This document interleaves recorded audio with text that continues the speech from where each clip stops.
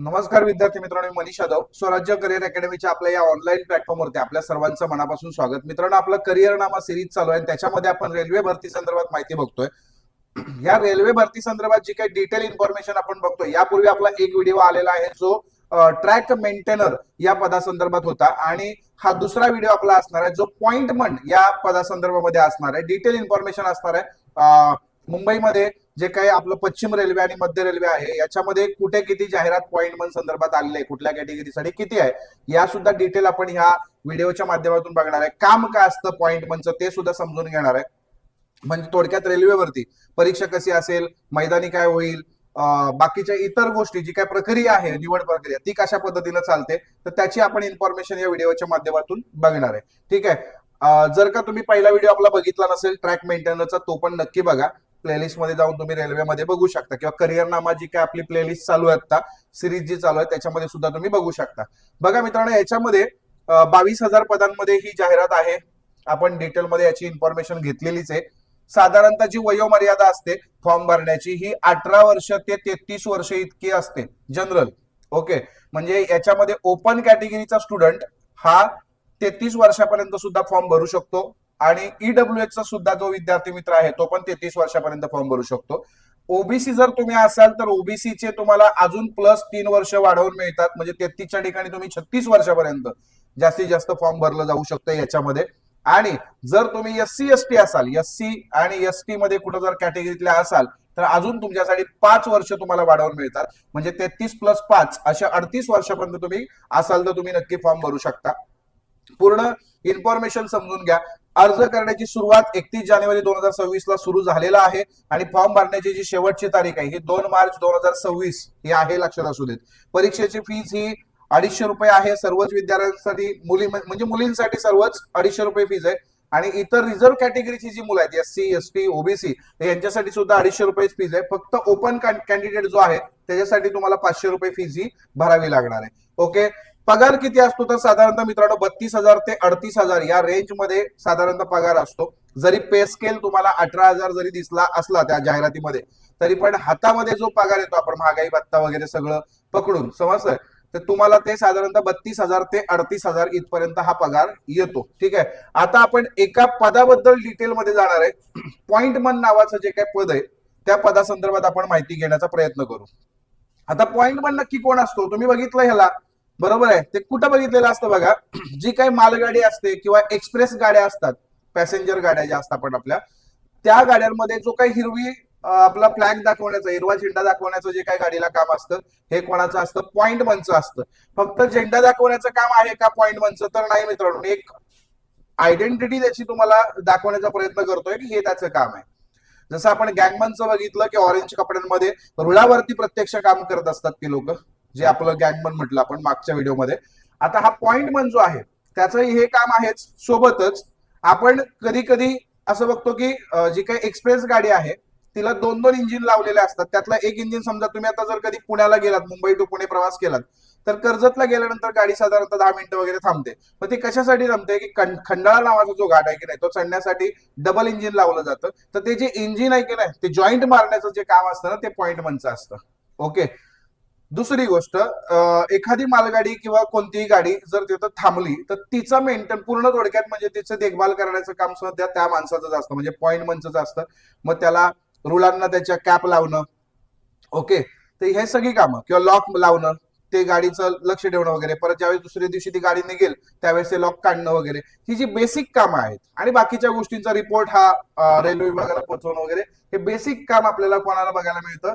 पॉइंटमनचं बघायला मिळतं. अतिशय महत्वाचं. इथं मुलींसाठी हे पद योग्य आहे, म्हणजे इथं मुली सहज योग्यतेनं काम करू शकतात. ओके. आता ही जी काय सगळी पदं आहेत ना रेल्वेची, ही तुम्हाला एकाच भरती, एकाच याच्यामध्ये तुम्हाला मिळणार आहे. तुमच्या प्रेफरन्स नुसार तुम्ही जो प्रेफरन्स द्याल, मला जास्त मार्क्स मिळाले तर मला पॉइंटमन हवा, मला सेकंड मार्क्स मिळाले तर मला असिस्टंटचं पद हवं, टीआरडी हवं, जे काय असेल, एसटी हवं, जे काय असेल ते तुम्ही तुमच्या प्रेफरन्स नुसार टाकू शकता, आणि त्यानुसार तुम्हाला ते पद मिळणार आहे. मग पॉइंटमन असो किंवा तुमचं ट्रॅक मेंटेनर असो, ज्या प्रेफरन्सला असेल, जेवढ्या लेवलचे तुम्हाला मार्क्स असतील त्या त्या पद तुम्हाला मिळून जातात. समजतंय? सगळ्यांचा पेपर एकच होतो आणि एकसारखाच होतो. त्यांचा पेपर काय असतो किंवा निवड प्रक्रिया काय आहे? निवड प्रक्रिया बघा, मग पॉइंटमन असेल तरी पण हीच सेम.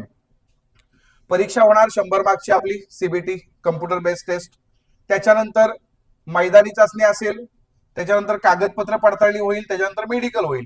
अशा 4 पद्धतीने आपण ही निवड प्रक्रिया बघू आणि याच्यातून आपण सगळे जाऊन मग सिलेक्शन आणि मग आपलं त्या थोडक्यात म्हणजे रेल्वे जॉईनिंग असेल.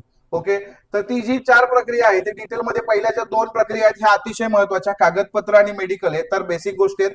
परीक्षा आणि मैदानी चाचणीमध्ये नक्की काय असणार आहे पॉईंट साठी तुम्हाला ते सुद्धा बघण्याचा आपण प्रयत्न करू. ठीक आहे, बघा याच्यामध्ये परीक्षेमध्ये 100 गुणांचा पेपर असेल, 90 मिनिटात तुम्हाला सोडवायचा आहे. त्यासाठी जी काही सब्जेक्ट आहेत त्याच्यामध्ये सगळ्यात महत्वाचा सब्जेक्ट आहे बुद्धिमत्ता. 30 मार्क्स तुम्हाला 100 पैकी बुद्धिमत्तेचे असणार आहेत. गणिताचे 25 मार्क्स असणार आहेत, विज्ञान विषयाचे 25 मार्क्स असणार आहेत आणि चालू घडामोडी म्हणजे करंट अफेअर आणि जीएसचा जो जीकेजीएसचा पार्ट आहे याला साधारणतः 20 मार्क्स असणार आहेत. असा तुमचा 100 गुणांचा हा पेपर असणार आहे आणि याच्यामध्ये तो 1/3 निगेटिव्ह सिस्टीमने सुद्धा असणार आहे. ओके, निगेटिव्ह सिस्टम असणार याच्यामध्ये.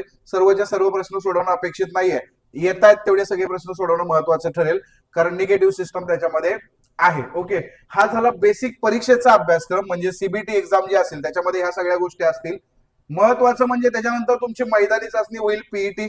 आता फिजिकल इफिशियन्सी टेस्ट जी आहे आपण नॉर्मली मैदानी चाचणी म्हणतो, तर मैदानी चाचणीमध्ये पुरुषांसाठी वेगळा क्रायटेरिया आहे, महिलांसाठी वेगळा क्रायटेरिया आहे. ठीक आहे, पुरुषांसाठी बघा 100 मीटर धावणं हे 35 किलो वजन घेऊन 100 मीटर धावायचं आहे तुम्हाला, ते साधारणतः 2 मिनिटांमध्ये पूर्ण करायचं आहे. आणि 1 किलोमीटर सुद्धा धावायचं आहे म्हणजे 1000 मीटर, ते 4 मिनिट 15 सेकंदामध्ये तुम्हाला कंप्लीट करायचं आहे. सेम महिलांच्या बाबतीत जर बघितलं फिजिकल सुद्धा आहे, 100 मीटर धावणं फक्त इथं 20 किलो वजन घेऊन तुम्हाला धावायचं आहे, ते 2 मिनिटात पूर्ण करायचं आहे. आणि 1 किलोमीटर धावणं आहे ते 5 मिनिट 40 सेकंदामध्ये तुम्हाला कंप्लीट करायचं आहे. तर या डिटेल्स आहेत. आता महत्वाच्या पॉइंटला आपण जाऊयात. परीक्षा समजलं आपल्याला, पेपरला काय असेल, फिजिकलला काय असेल. आता फिजिकलची तयारी जो कोणी विद्यार्थी मित्र पोलीस भरती किंवा इतर स्पर्धा परीक्षांची तयारी करतोय तर त्याला म्हणजे जे फिजिकल ज्याच्यामध्ये आहे, आर्मी असेल, पोलीस असेल, वन विभाग असेल, ओके, तर त्या विद्यार्थी मित्राला तेवढासा अडचणीचा भाग नाहीये, त्याला फक्त लेखीकडे लक्ष द्यावं लागेल, बाकीच्या या सगळ्या गोष्टी आरामात होऊन जातील. ठीक आहे, महत्वाचं म्हणजे तुम्हाला जाहिरात कुठं किती आले हे माहिती असायला पाहिजे पॉइंट मनची. ओके, पॉइंट मनची कुठली किती पदं आहेत हे आपण समजून घेण्याचा प्रयत्न करू. बघा याच्यामध्ये एकूण जाहिराती 751 पदांची आहे, बरोबर आहे. तर त्याच्यामध्ये पश्चिम रेल्वे बोलतोय मी तुम्हाला, वेस्टर्न रेल्वे. तर याच्यामध्ये ओपन जे आहे, युआर म्हणजे ओपन कास्ट साठी 318 इतकी पद आहेत, एससी साठी 120 इतकी पद आहेत, एसटी साठी 49 इतकी पद आहेत आणि ओबीसी साठी 185 पद आहेत आणि ईडब्ल्यूएस साठी 79 इतकी पद आहेत. ओके, आता ही पदं आपल्याला पॉइंट मन साठी बघायला मिळतात पश्चिम रेल्वेमध्ये. आणि जर तुम्ही सेंट्रल रेल्वेचा विचार केला तर सेंट्रल रेल्वेमध्ये साधारणतः जाहिरात आलेली आहे 543 पदांची. मित्रांनो हे मी तुम्हाला नॉर्मल बद्दल सांगतो बरं का, ते हँडिकॅप, ब्लाइंड वगैरे किंवा पूर्ण हँडिकॅप वगैरे अशा जे याची पदं आहेत ना ही वेगळी आहेत, त्यांचा याच्यात समावेश नाहीये. ओके, मी फक्त नॉर्मल जे आपले नॉर्मल विद्यार्थी मित्र तयारी करू शकतात अशा पदांबद्दल बोलतोय. एकूण जाहिराती 543 ची आहे मध्य रेल्वेची. त्याच्यामध्ये ओपनच्या जागा 233 आहेत, एससीची जागा 89 आहे, एसटीची जागा 49 आहेत, ओबीसीच्या जागा 125 आहेत आणि ईडब्ल्यूएसच्या जागा 47 आहेत. ओके, तर अशा पद्धतीने हे मध्य रेल्वेचं तुम्हाला बघायला मिळेल. तुम्ही नक्की फॉर्म भरा, तुम्हाला नक्की याच्यामध्ये फायदा होईल, सिलेक्शन होऊ शकतं. कारण वेगळा अभ्यास करायची गरज नाही. तुम्ही जे कोणी विद्यार्थी मित्र पोलीस भरतीचा अभ्यास करतायत त्यांच्यासाठी तर अतिशय चांगली सुवर्ण संधी म्हणता येईल. तुम्ही या लेवलचा विचार करू शकता कारण फिजिकल असल्यामुळं इतर सगळ्याच मुलांना ते शक्य होईल की नाही सांगता येत नाही, पण पोलीस भरतीचा विद्यार्थी मित्र, वनरक्षकचा विद्यार्थी मित्र, स्पेसिफिक त्याची तयारी करणारे जे विद्यार्थी मित्र आहेत, आर्मीचा विद्यार्थी मित्र, तर त्याच्यासाठी हे खूप सोपं जाईल. वयोमर्यादेबद्दल मी तुम्हाला आधीच सांगितलंय. अशा पद्धतीनं जातं या भरतीमध्ये. कारण जी काय 22,000 पदांची जाहिरात आलेली आहे तर त्याच्यामध्ये 14 पदांची टोटल नावं आहेत. त्याच्यामध्ये तुम्ही प्रेफरन्स भरू शकता परीक्षेला की मला सगळ्यात जास्त मार्क्स मिळाले तर हा पाहिजे, हा पाहिजे, हा पाहिजे, असं ते प्रेफरन्स भरायचं असतं. तर ते तुम्ही करू शकता. ठीक आहे, पहिल्यांदा सगळ्यात महत्वाचं म्हणजे परीक्षा, त्याची तयारी असणं गरजेचं आहे. आणि पीईटी जे आहे म्हणजे फिजिकल इफिशियन्सी टेस्ट म्हणजे आपण त्याला मैदानी चाचणी म्हणतो, तर ती जर व्यवस्थितरित्या तुम्ही पार केली तर तुम्हाला जे पॉइंट मन नावाचं पद आहे ते तुम्हाला मिळवता येऊ शकतं. पगार जर म्हटलं आपण तर एक साधारणतः 32,000 ते 38,000 पगार हा सुरुवातीला मिळत असतो. ठीक आहे. बाकी ते 56,900 पर्यंत सुद्धा जातं. म्हणजे त्याच्यामध्ये वाढ ही होत राहणार आहे. 8वा वेतन आयोग पहिला सेंट्रलला वगैरे लागतं. म्हणजे जे काही वेतन आयोग येतात ते सेंट्रल गव्हर्नमेंटला लागतं, त्याच्यानंतर स्टेट गव्हर्नमेंटकडे येतं. तर तुम्हाला याचा लाभ घेता येऊ शकतो. सेंट्रल गव्हर्नमेंटची ही पोस्ट आहे. बाकी व्हिडिओ कसा वाटला या आम्हाला कमेंटमध्ये नक्कीच सांगा.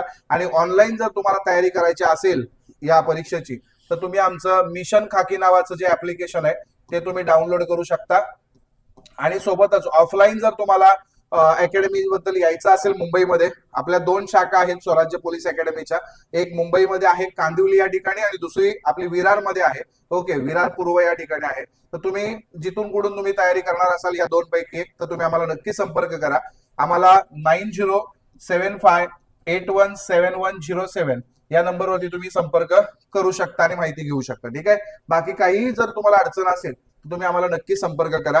काही प्रश्न असतील तर कमेंटमध्ये नक्की मांडा आणि आपला हा जो काही व्हिडिओ आहे हा आपल्या सर्व मित्रांपर्यंत नक्की पोहोचवा. ठीक आहे. धन्यवाद.